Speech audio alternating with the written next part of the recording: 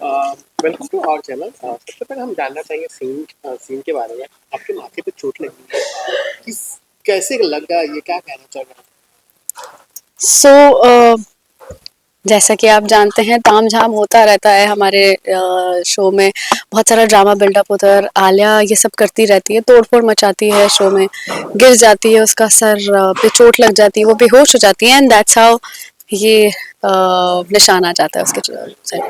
शादी के कॉस्ट्यूम में लहंगा पहनी हुई है, क्या रीजन से पहले शादी होगी कि उसका सपना है जो उसे दिन रात सोने नहीं देता है।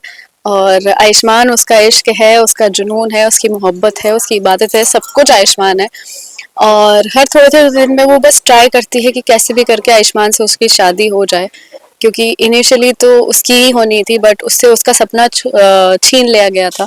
तो बस वो उसके दिमाग में भर गया है और वो फिर से ब्राइडल लुक में आ गई है आयुष्मान से शादी करने के लिए। और क्योंकि हमारा शो पकड़वा शादी के ऊपर है, तो वो फिर से उसकी शादी पकड़वा करवाने की कोशिश करती है आयुष्मान से।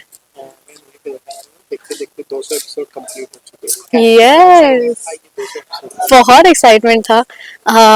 आजकल 200 एपिसोड तक पहुंचना ही अपने आप में बहुत बड़ी बात होती है। जब हमने 100 एपिसोड कंप्लीट किया था तब भी हम यही सेम चीज सोच रहे थे कि चलो यहाँ तक तो पहुंचे। अब 200 भी हो गए हैं, तो या आई एम वेरी वेरी हैप्पी।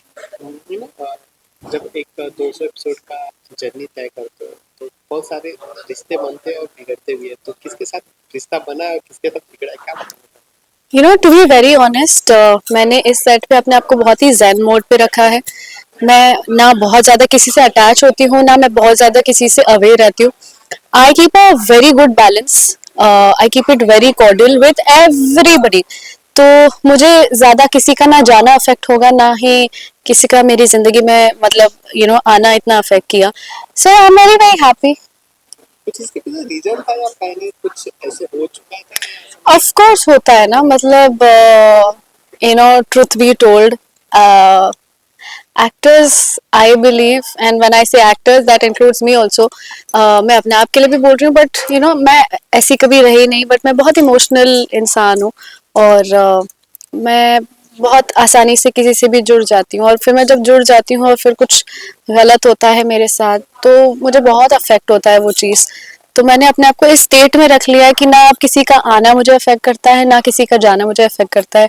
आप हो मोस्ट वेलकम, आप नहीं हो कोई बात नहीं, भीड़ कम। अच्छी लाइन मारी थी। और आओ तो मोस्ट वेलकम, जाओ तो भीड़ कम। तो वेलकम, जाओ तो बिल्कुल। ओके, आज वैलेंटाइन डे है तो आज का कुछ ऐसा प्लान है या कुछ स्पेशल होने वाला? देखिए ना, मैं लाल जोड़े में बैठी हूँ, अपनी टू बी वैलेंटाइन का इंतजार कर रही हूँ। जिंदगी में भी जब भी आएगा तो मेरी जिंदगी को और भी ज्यादा खुशनुमा, बहुत ही ज्यादा खुशहाल बना देगा। तो मैं बस उसी दिन का इंतजार कर रही हूँ कब वो आए। कॉलेज और स्कूल की लाइफ, वैलेंटाइन डे बहुत स्पेशल का इंतजार कर रहा था। क्यूट होता है ना उस समय पे, किसी का भी फ्लावर देना, रोज देना स्पेशली, या किसी का चॉकलेट देना भी ऐसा लगता है ओ गरिमा को चॉकलेट मिली। But to be very honest, ये डेज तो ठीक है, एक सेपरेट है।